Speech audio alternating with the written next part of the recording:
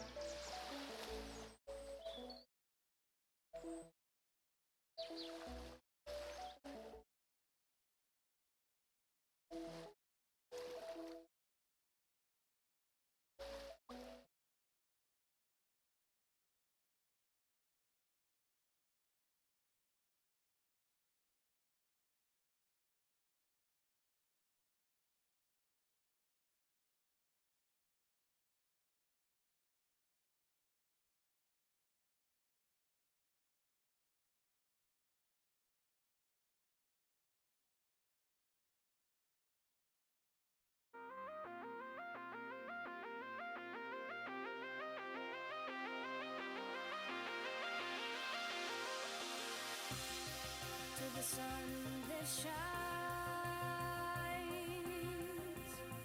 to the moon that follows,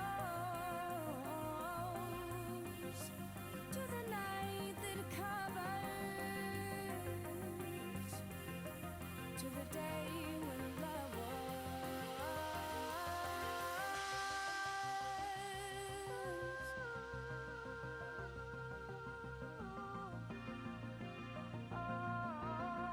To the day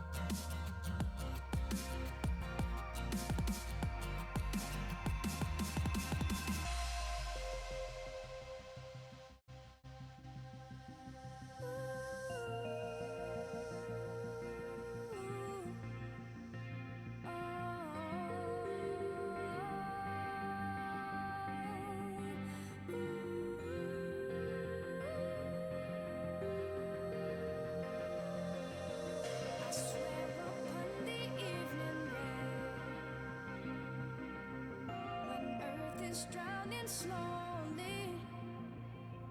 I'll carry you 1,000 miles and won't let you be lonely. I'll take you. I'll ignite the fire. I'll take a stand and carry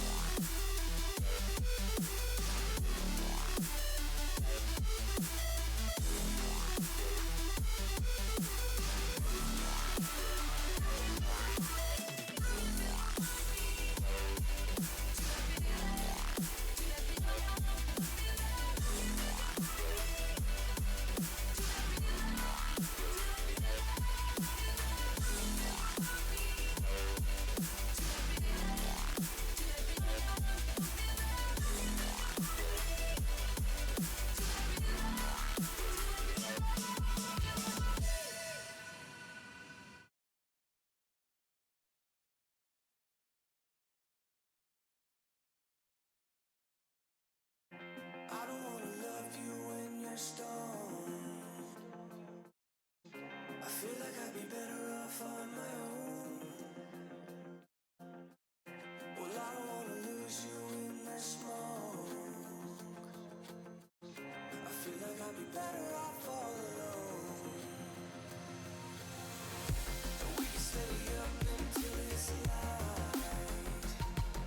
Forget my fate, let's kick off to the side. When the daytime comes, you go. Yeah, I think I'd be better off all alone.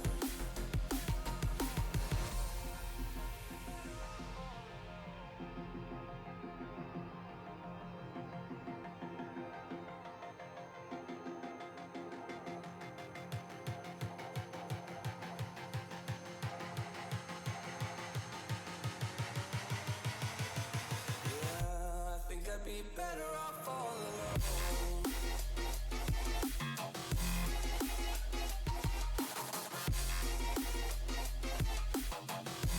Think I'd be better off all alone.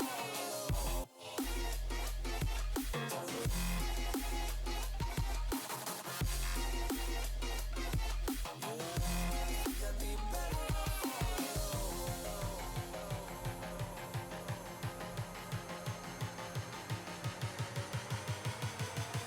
Yeah, I think I'd be better off all alone.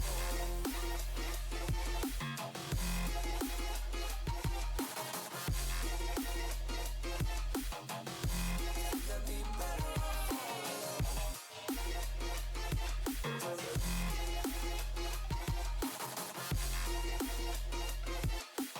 all alone. Think I'd be better off all alone.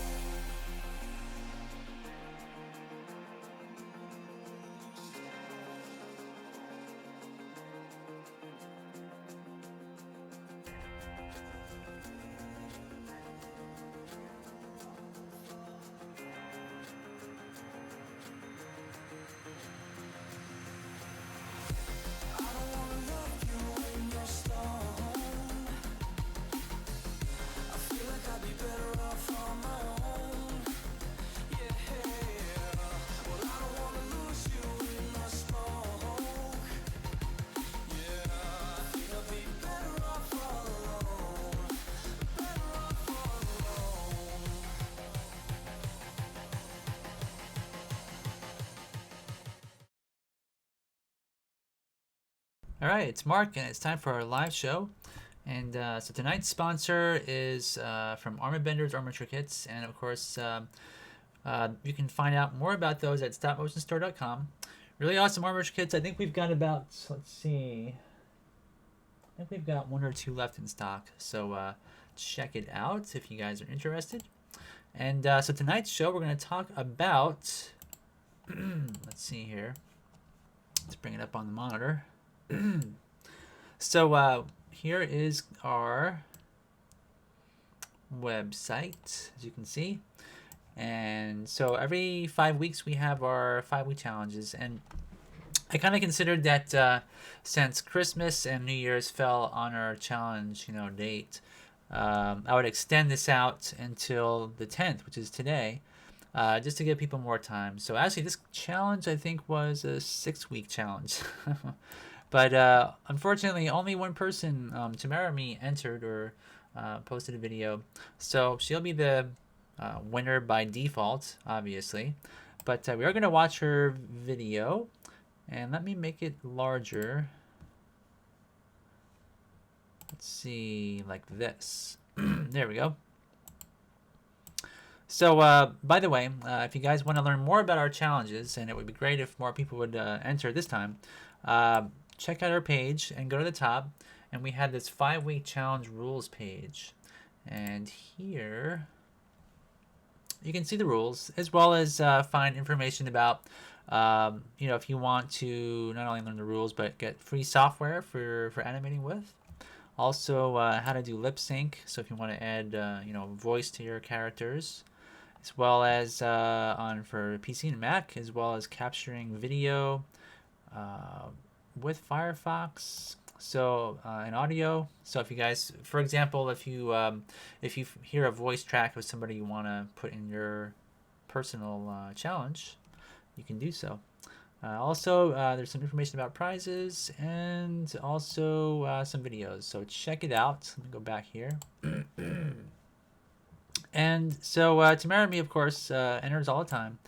So you've probably seen her work before, but let's see what she came up with here. Hey, let's go play a board game. We haven't done that in a while. Ha! You're losing! I'm not. Oh no, I lost. Games also came into existence to prevent wars. To show who's smarter or stronger. I'll call Deborah, see if she wants to come over. Hey Deborah, would you like to come over to play some Monopoly? Hey, sure. That sounds fun. Where are we? We are playing real life Monopoly. Why?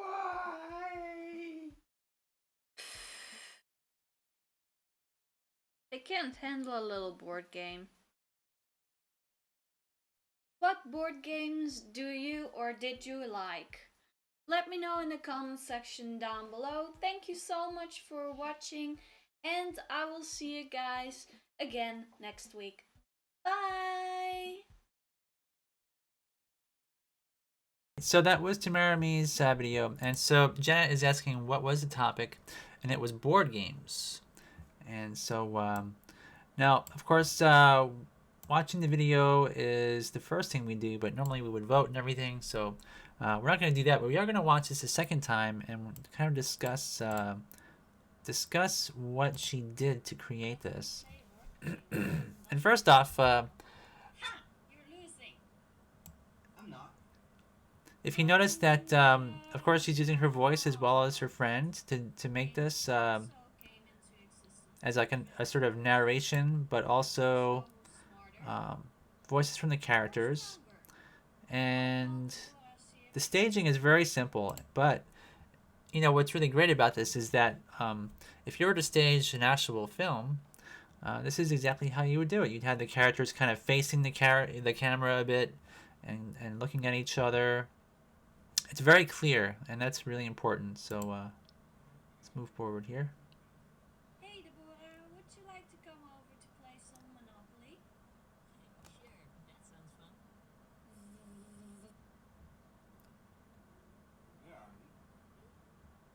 We are playing real life Monopoly.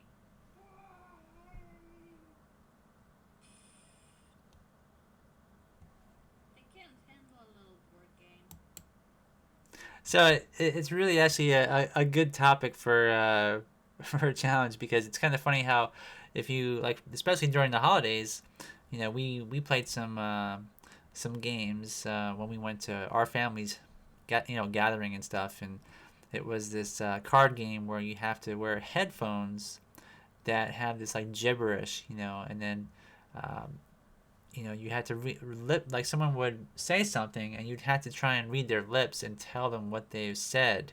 And so it's really common this time of year, and so it was really perfect. So I wish more people would have entered, but it's really funny how this is, it's sort of art imitating real life. People are kind of like, there's always like one person that's really enthusiastic about the game, and then everybody else is like, do I want to play this? So it's really humorous, and it's really great how Tamarami keeps it very simple, very straightforward, and tells the story, um, in such a way that it doesn't take forever to make one of these videos, and but it's entertaining and funny. So I mean, I think this is something that everybody can sort of learn by studying her work. And she makes videos, I believe it's every Monday. I'm not sure if she's still making it every Monday, but you can see she has about 62 subscribers, which is, not too bad. And if you want to check her out on YouTube, it's Tamara Me is her channel name. And yeah, leave some comments, and people are doing that, which is pretty awesome. So anyway, our community is really small, so it's always kind of fun to kind of support each other, if you guys can. So let's see here. So Janet says, I don't like neck and arm and two scenes have holes. Yep, they are. The smoothness of the clay could be improved upon. There's a lot I think that she could have done to improve on this. I think the reason why is probably because she's making videos besides for the challenges. So she has a tight schedule. So, but that's definitely a good point there. If you want to give some constructive criticism, probably the sculpting could be a little bit better, of course. There are a lot of things that could definitely be done here to improve. Sculpting is a big one. I mean, of course, the animation could be more complicated, but the thing that I think she's shooting for is to get these done within a short period of time. And here, I think this here is what Janet is talking about, where this guy's arms move and there's like a slit right there. But one of the things that could be done to improve on that, if there's a crack, which actually his arms are behind that, right? So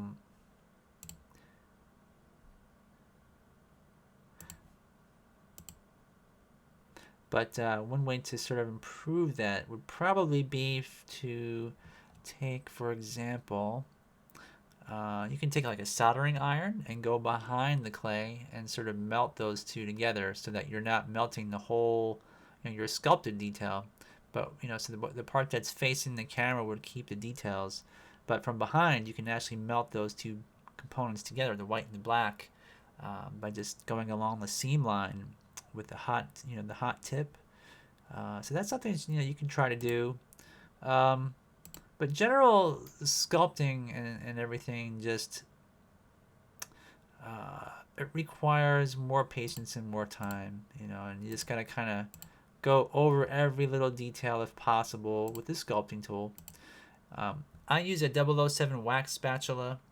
That's one of my favorite tools, and it has sort of a pointed end and a spoon-shaped end, and so you have a wide option and a narrow option to get into details. So yeah, I mean, that's good to point that out, Janet. It's a good point.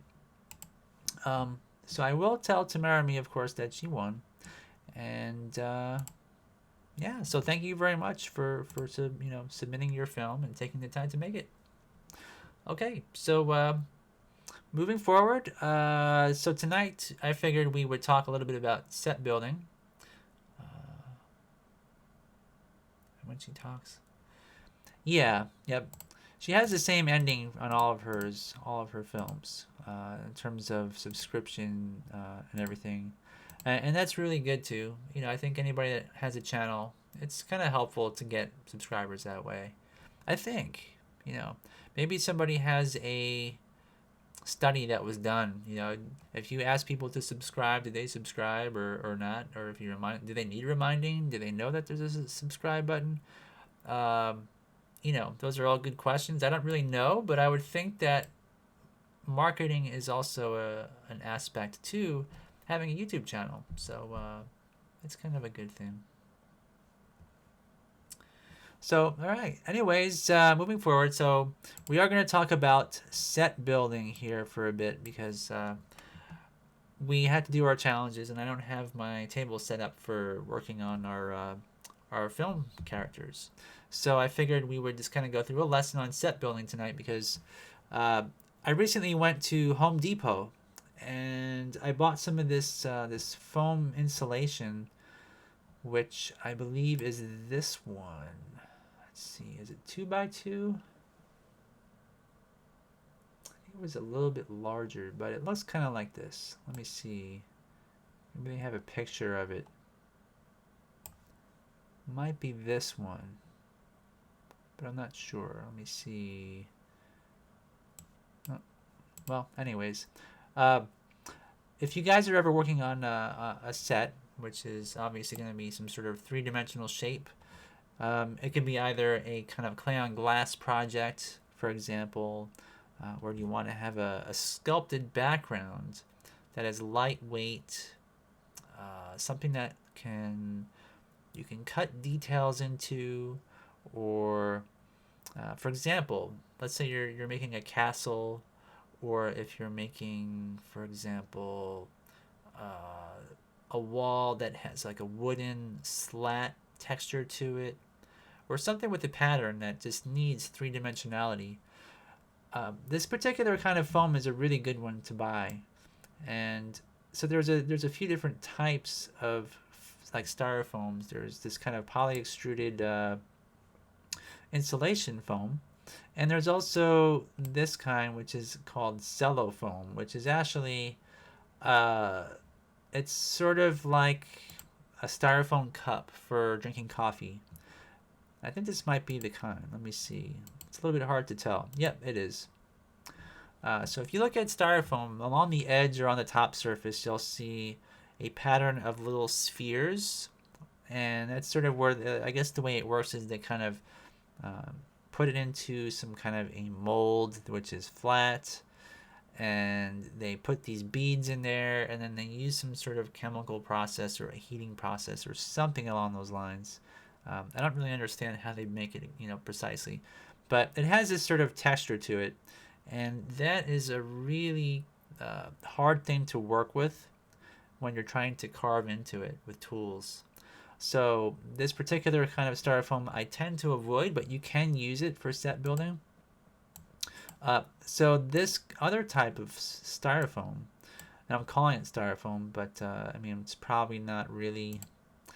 I think it's polyextruded foam is the technical term. You can see here what it looks like in a large pack. It comes in different thicknesses. So there's thin and which is, when I say thin, probably like a 1/4 inch. And this here is probably 1/2 inch or 3/4 inch or something around there. Let me see here. Okay, this one's 1 inch by 2 feet by 2 feet. And this one is labeled as R-5 insulation sheathing. That is, I guess, the kind that technically, that's the technical term for what this styrofoam is called. It does have a texture to it, kind of like a wood texture. And so there's a grain where if you try to bend it in one direction, it's a little bit more rigid than if you try to bend it in another direction.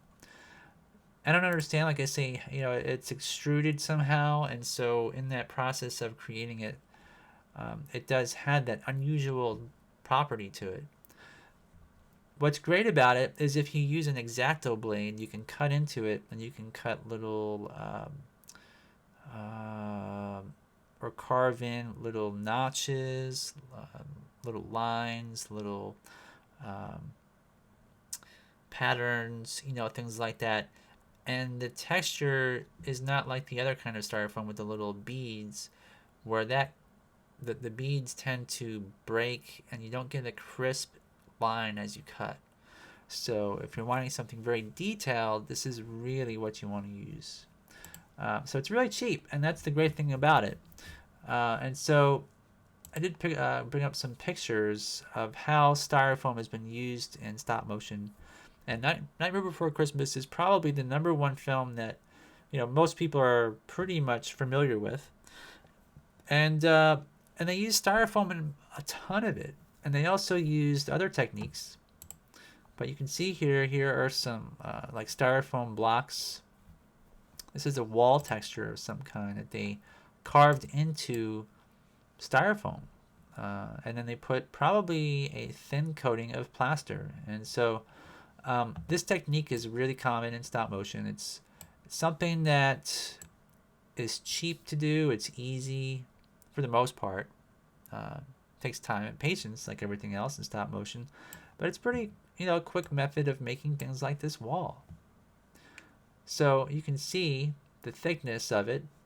If you want a thicker wall, you can get, multiple pieces of this. You can make a wall super thick by taking several pieces where you glue with white glue parts together to make a wide piece. It's very easy to work with.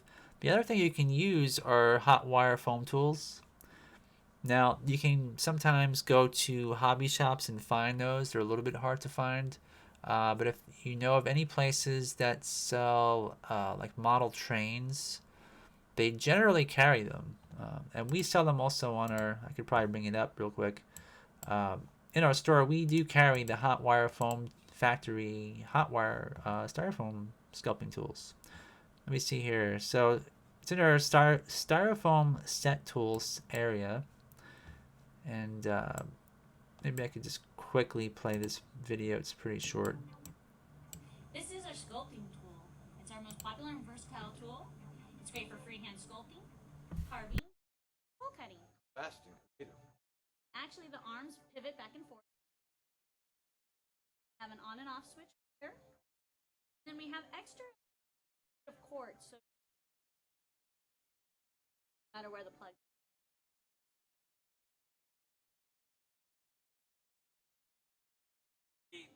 Let's go ahead and start with a scroll cut.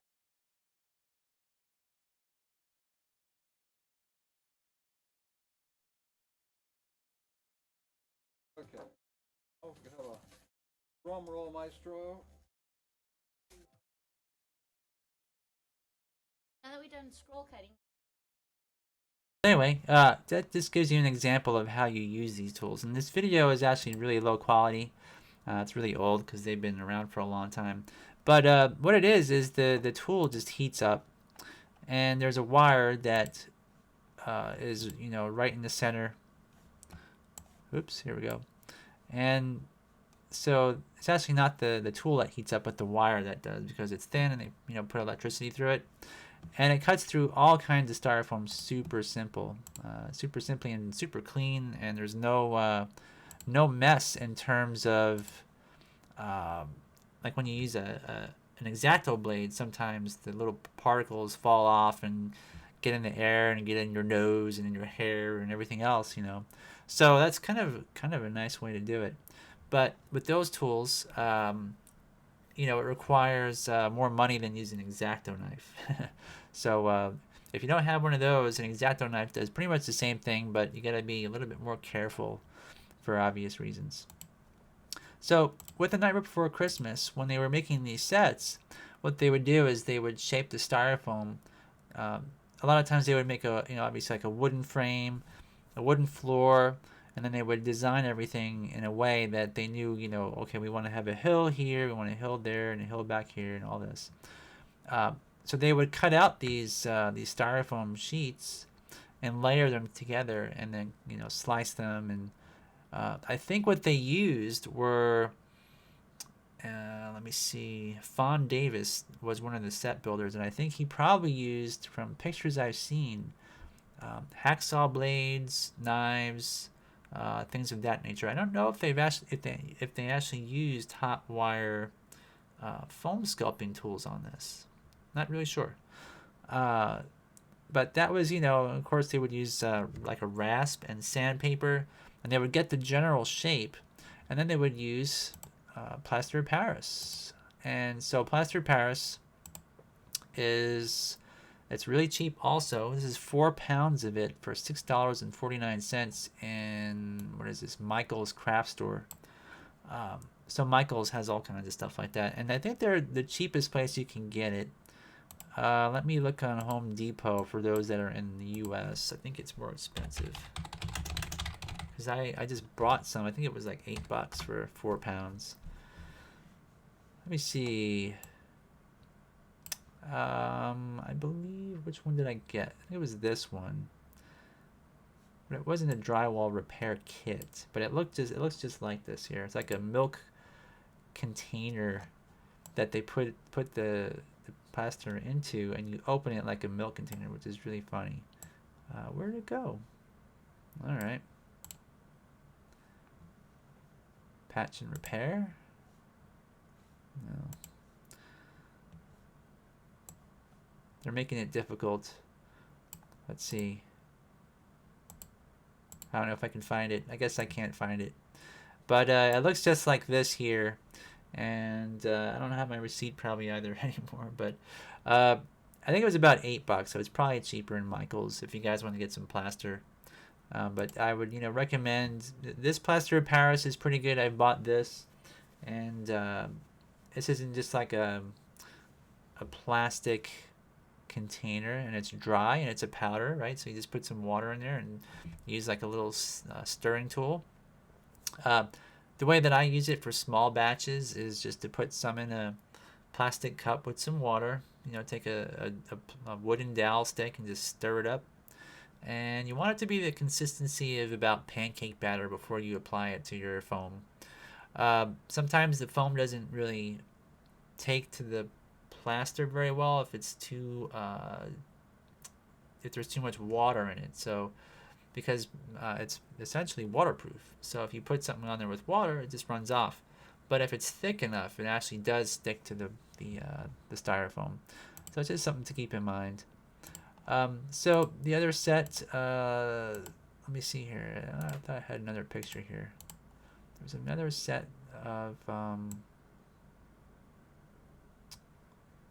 let me see. Oh yeah, I believe the rooftops here were styrofoam as well. They used a lot of styrofoam in this particular set. But what they painted it with was acrylic paints. And so I'm going to show you guys how to choose the proper acrylic paints, because there are different types of acrylic paints. There are paints that are used mainly for painting on a canvas, and those work fine, but they're going to be more expensive, and they're not going to go as long a way. Acrylic paints for painting on a canvas tend to be thicker, tend to have more rich of a color to them, more like a saturation of color. So you could actually use those, but you'd have to thin it down to get a good consistency for a large surface. So let me see here. So for example, with this set, if you have a lot of white areas to paint with, you don't really want to have a very thick, like titanium white type of acrylic paint, where you can paint only maybe 2 inches every minute or so, because it's so thick. So you want it to go on smoothly and quickly. And so the kind of paints that you want to, like I say, avoid are like these. See if we can get a picture of it so you can understand what I'm talking about. So these come in somewhat of like a toothpaste tube. And this is, again, like more or less for painting on a canvas. And some people will water these down into like a watercolor. like a plastic tray, put some of it in there, put some water, thin it down with a little stick, and then apply it to their canvas to make more translucent colors. But like I said, that's $47 for 1, 2, 3, 4, 5, 6, 7, 8 colors. $47 for 8 colors. But here's the cool thing. Let me see. You could get 47 of these for $47. So saving quite a lot of money. Let's see if I can expand this. These are extremely common acrylic paints. Now, it looks like these do vary in cost on this particular site, Painting Crafts. So I think Google lied a little bit. These are actually $1.27 each. They're on special price. I guess it's a sale. And they've got quite a lot of colors, and I guess the cheapest one is 99 cents. But they've only got one that I see here for $1. Isn't that strange? I wonder if they do that on purpose just so Google will list them as selling it for 99 cents and beat their competition or something. But still, $1.27 is a heck of a lot cheaper than getting canvas acrylics. You can find these particular paints in Michael's. You can find them in Hobby Lobby. Sometimes you'll find them in places that sell, model railroad kits, things like that. So there are different kinds. There's also what do they call those? Let me see here. I don't know if they have it. But there's a kind of paint called tempera paint, which is also very inexpensive. But the colors tend to be really, they don't make a large variety of tempera colors. I don't see any here. But that's something you can use as well. A lot of schools use it because it's so cheap. So what's going on, Lego Nerd? Doing pretty good. And Janet says they don't use styrofoam as snow in Nightmare Before Christmas. Well, they used the snowflakes were computer graphics. That's the first thing.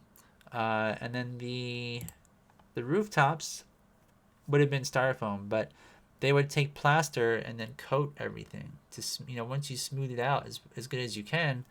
You want to have a nice smooth surface over all of these parts, so you would use plaster of Paris, and that plaster could go over and coat the whole thing and then be sanded if needed, and then painted. So you're actually wanting to paint over your plaster. I mean, you could just leave it that way, I suppose. It depends on how it dries. Sometimes plaster will dry with a slightly beige tinge to it. Maybe that would be a good thing. I'm not really sure.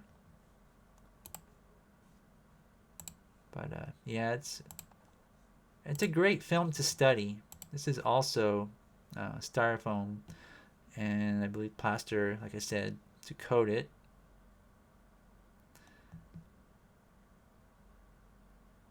I think that the snowman was like a foam latex, if I recall. And I remember that this snowman kind of like it walks. It takes a couple of steps and the whole body squashes and stretches. So I do believe that was was not styrofoam. It was foam latex. But yeah, there was so many awesome scenes and sets and whatnot in Nightmare Before Christmas. Here's a great one. So this would have definitely have been, a mixture of styrofoam, balsa wood. What else would they have used? Of course, the plaster and the acrylics. And it's large. This is a very large set, so it would require a lot of styrofoam.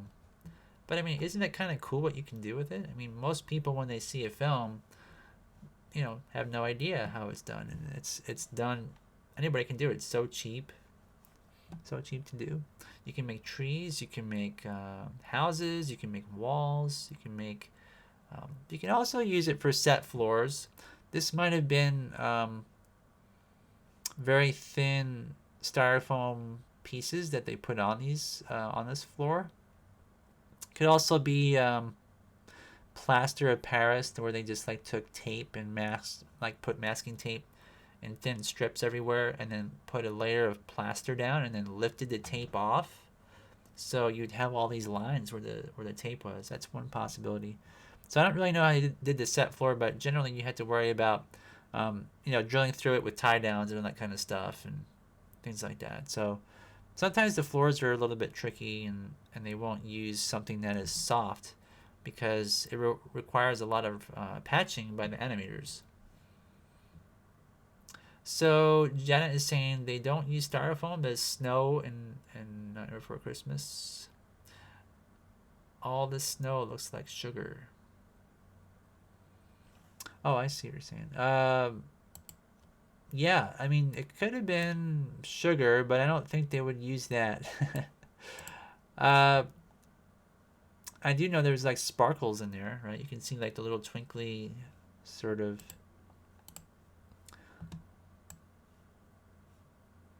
So there's some kind of like glitter, perhaps, in there that they painted on, right? Just so it would reflect whatever lights they put on there. It looks more like snow. And, I'm not sure about, like, this is one of the big mysteries for me, because this particular shot, Jack Skellington walks in the snow, and he leaves little footprints. And I'm not really sure what the trick was for that. Obviously, they would have, like, pre-animated the characters as a pop-through on this particular scene. And in doing so, they would know where the feet would land, so they would have to plan out each footstep, right? And then they would have to cut a hole through there and then figure out where to put the tie down. So it looks like, there's maybe a couple of inches of snow he's walking through or so. But it's a great scene. A lot of these scenes are just, I don't know how they did all of them. It just really fascinates me, though, how they planned it so well. It's just one of the best stop motion films you could ever watch or own. But anyways, yeah, so what else can I say about this? So the other thing they use is, balsa wood. They would use fabrics. There's some practical lighting going on here as well, which I don't know if they used LED lights, but of course LEDs would be a very good choice for something like this, for these little light bulbs. Just a lot involved, I guess. So if you has anybody out there tried to make a set with styrofoam, and did you guys have success? I think Lego Nerd probably has used a lot of Legos, I would imagine. That would be the easy way, right?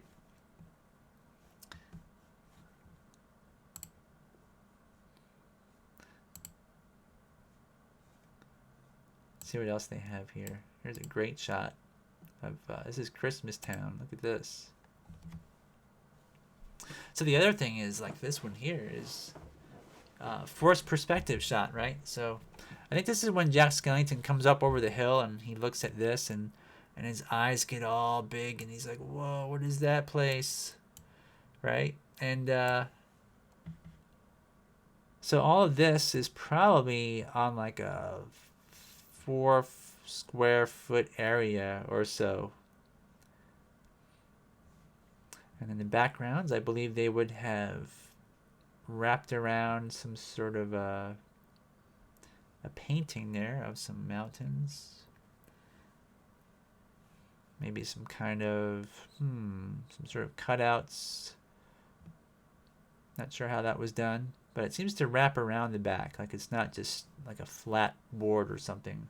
Kind of contours to the built set, which is nice. So Animata says, I made one with filling for walls that was styrofoam. Yeah, well, actually, this stuff here is for walls as well that I showed you guys. It's meant for, I believe you put this in between the outside siding of your house and the initial, what would it be? I burned parts of it with the soldering iron tool. Oh yeah, yep, you can do that. You can burn textures into it that way. Soldering irons get a little bit too hot for that, but you can unplug it as it gets warm, right? That's one way to do it. But so yeah, this goes kind of in between the plywood and the siding. So if you have aluminum siding or wood siding or whatever it is, this would go in between there. And I'm not really sure why they sell it in this particular dimension. You know, it says it's a project panel. So I would think that this would be literally for craft purposes. Like, I don't think you use this particular kind in that dimension on your house. You would get something larger like a 4x8 sheet, and then you would sort of stick it on there with they sell these kind of nails which have a plastic ring by the head of the nail to make it really wide, so when you put a nail through it, it will hold it in place. So you'll see those kind of weird looking nails, and that's what that's actually for.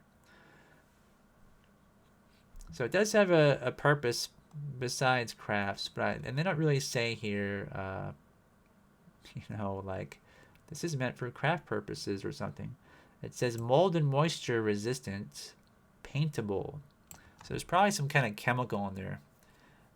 I'm not really sure what that chemical is, and I'm also sure that one of the things about using hot wire foam tools on these is that there are some toxic vapors that come off of these, which you really don't want to breathe in. So, you know, just use common sense.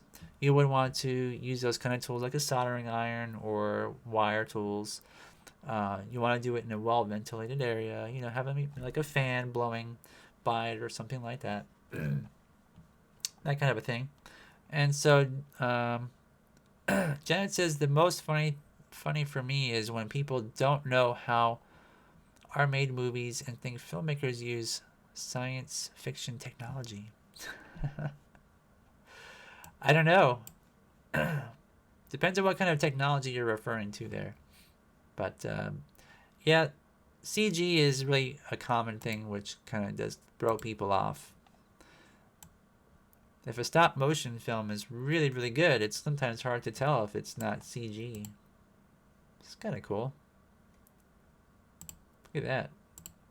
Some sort of a diorama you can buy, it looks like. That's neat. It's like the ultimate set there. Wow. Yeah, it's been this is one of the more popular Disney films. And let's see this picture. Here's a great shot. This is at the town square or whatever they call it, town center, and it's so awesome.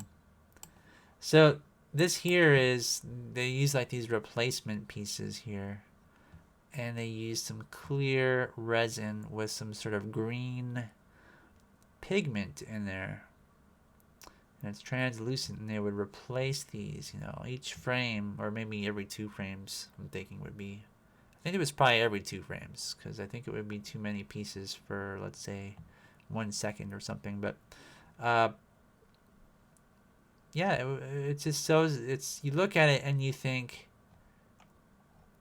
wow, I know how you, I mean, back then when I first saw it, it just seems so impossible. I mean, this is the first film that used a lot of camera moves in there, and it was like the most polished, perfect stop motion film of its day. And thinking about it, when I first saw it, I couldn't really even believe how smooth the animation was. I don't know if you guys ever had that impression or remember when this came out, because before this film came out, there was some smooth stop motion animation out there, but this one had a strange quality to it that really stuck out. And the use of capture equipment was what really made this film really shine. I mean, having a frame grabber where you could see your progress and you could really tweak things to perfection in each, you know, motion of an arm or a leg. It still astonishes me. It's just such a freaking cool film. All right. So anyway, what else can we talk about?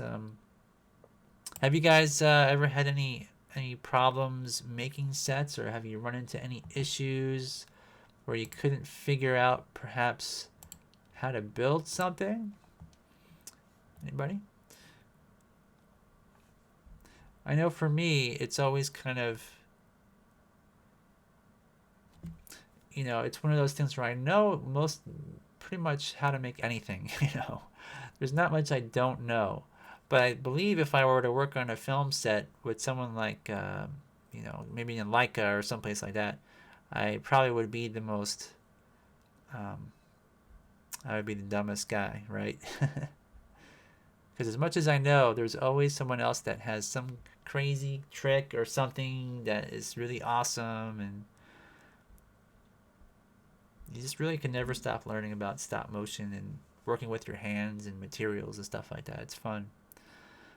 So, Whiskey says, I like this movie and it only took 3 years to make. Yes, it did.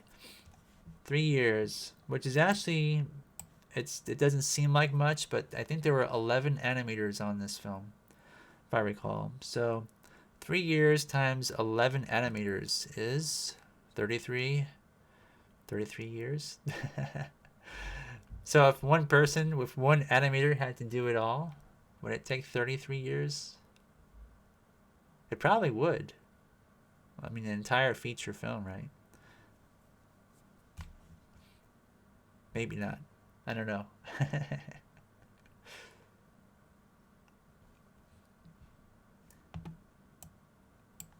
Yeah, this is really cool how they got the little light bulbs in there and this Christmas tree. And you notice how they have on the wall here, there's what looks to be the lights from the Christmas tree reflecting on the wall, but I guarantee you they had a separate light that was projecting this off to the side.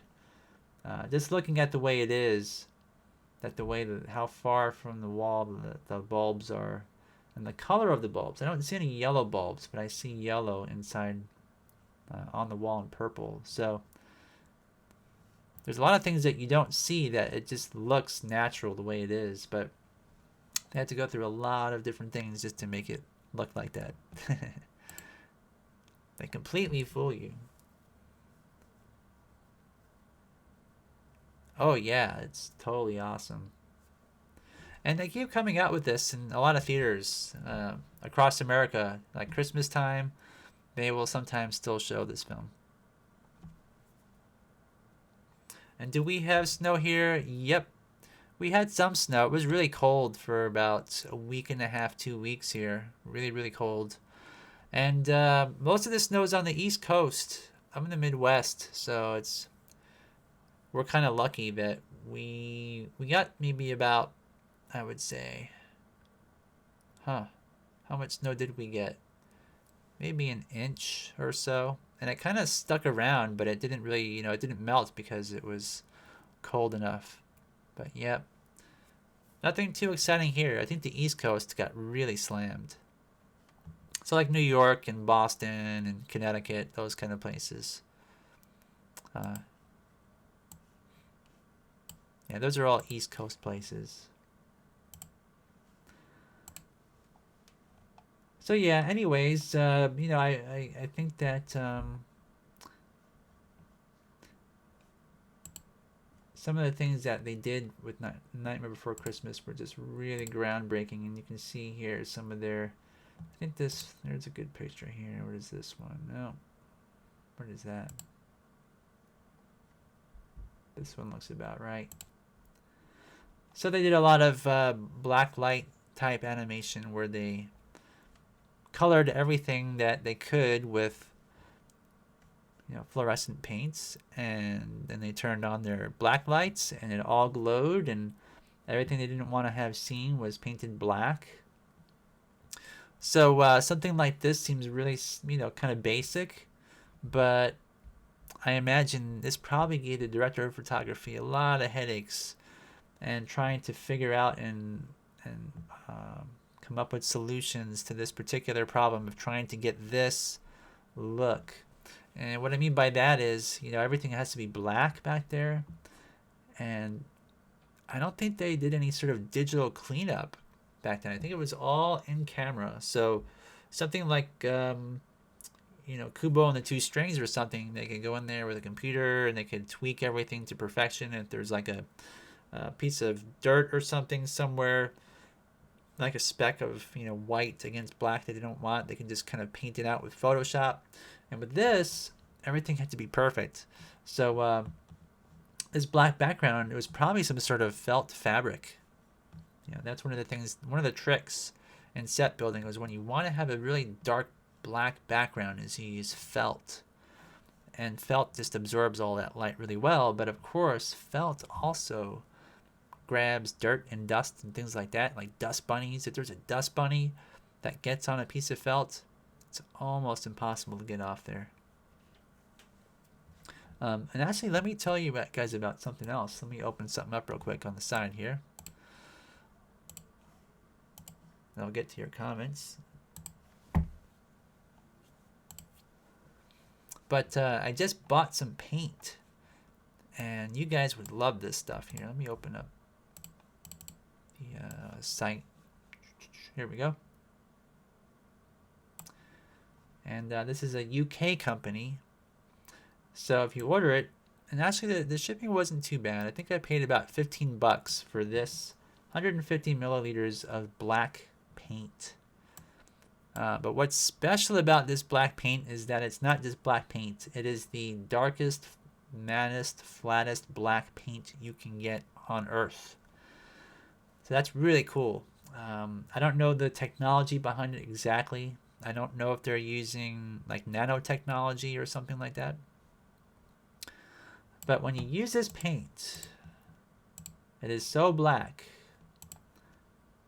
Let me make this bigger.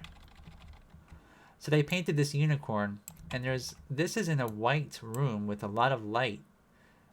And you can see how it does reflect some light. You can see it on sort of the bridge of the nose here and sort of the eyebrows and everything.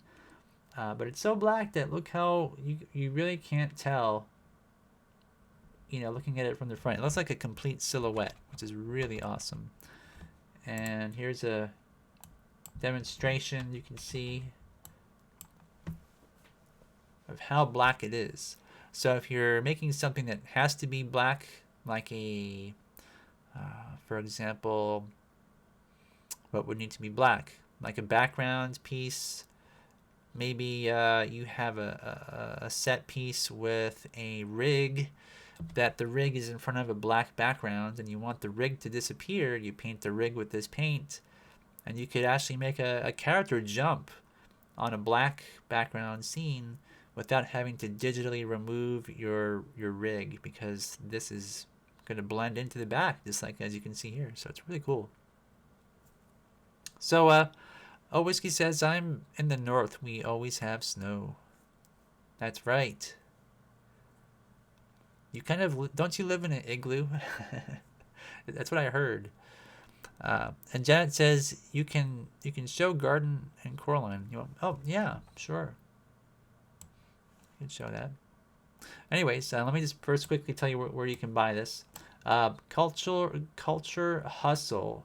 Stuart Semple is the site, and it's called CULTURE Hustle HUSTLE.com is where you can find it, and it's called Black 2.0.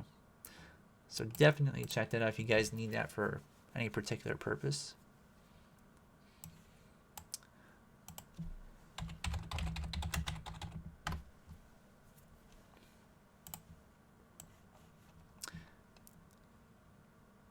Animatas says, I like the Fool of the World and the Flying Ship.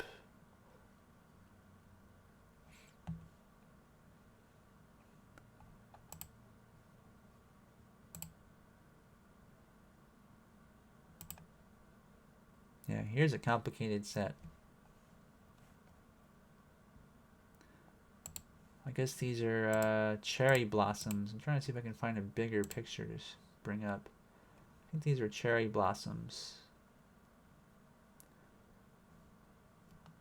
I'm not sure how they made those. It looks like they used popcorn for the flowers. I'm sure I'm wrong about that.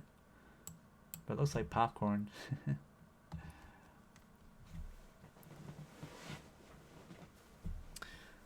But this is another set where you can see black in the background. Now, I don't think you'd have to worry so much about trying to use like a really expensive paint or anything to do that, or even felt, because it's so far from the camera. I think if you just don't have any light back there, it's okay. Small sets are really difficult, though, when you're trying to control light. Yeah, Coraline is... Wow, they really put a lot of effort into these sets. Here's one that... here's one of the houses. And you can see that they've got this rig here that looks like it's in 1, 2, 3, 4... No, there's only 3. So there's like 3 arms holding up this contraption, I guess. So all of these porches and things, and the stairs and the balconies here are all kind of crumbling in this shot. And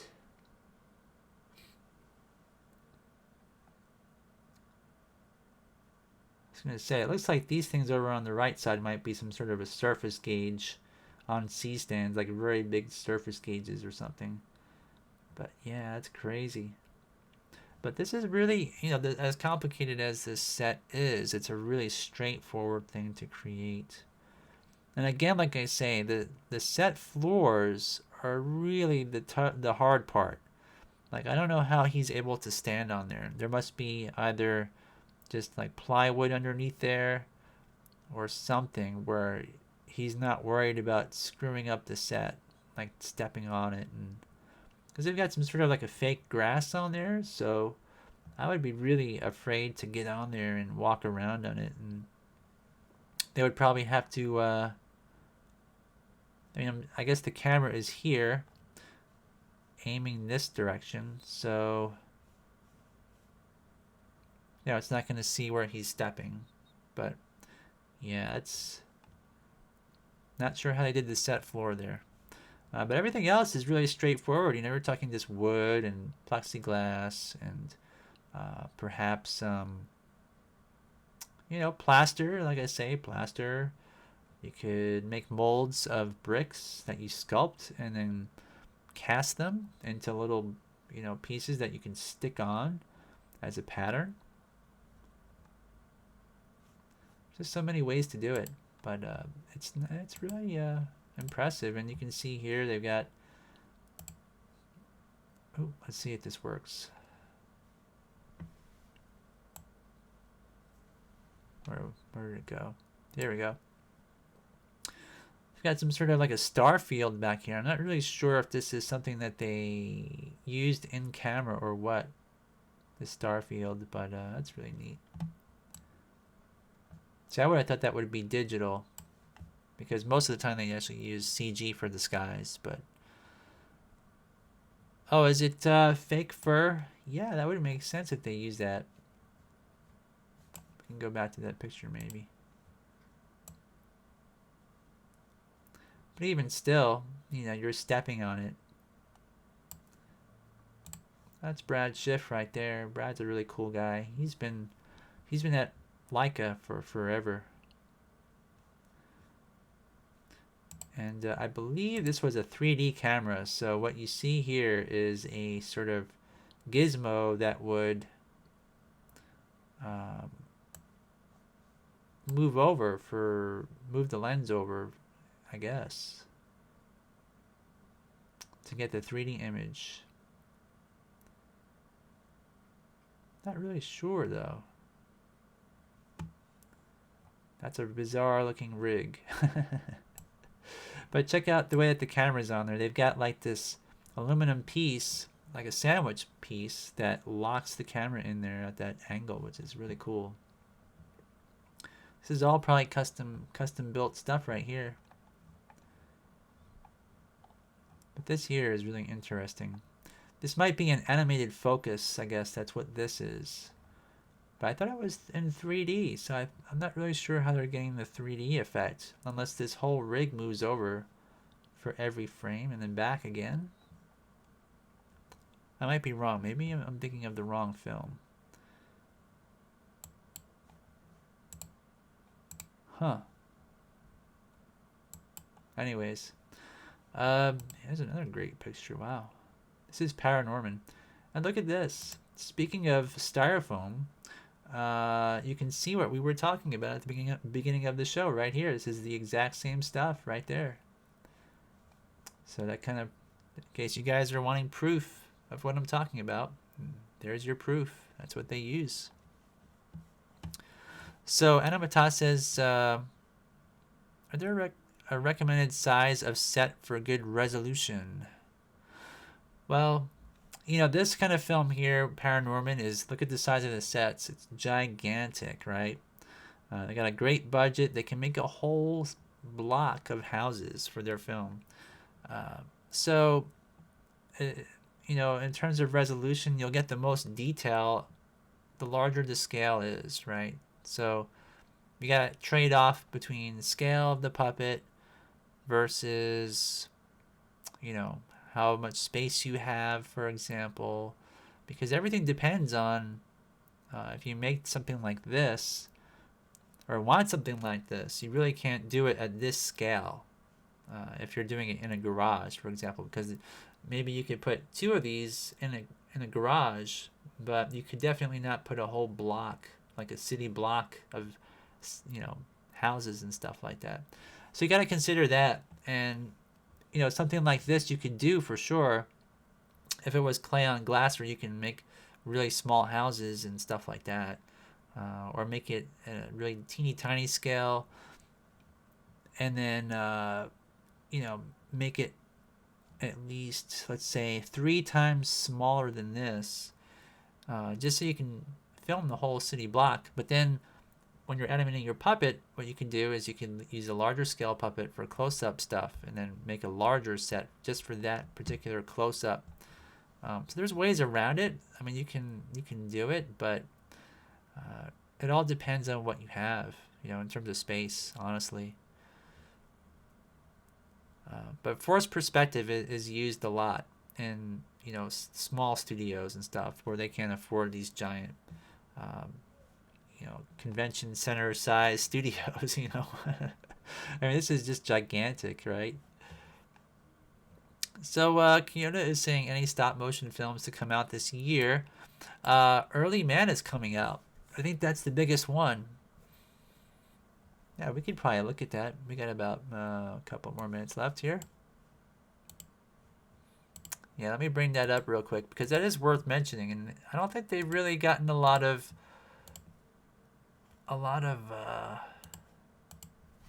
publicity, it seems like, but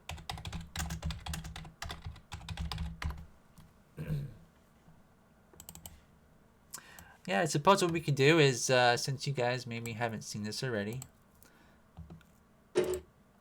I'm going to play this trailer, and that will conclude the show. So anyways, I do appreciate you guys stopping in, and do want to thank Tamarami for, of course, submitting her awesome little short film for the board game challenge.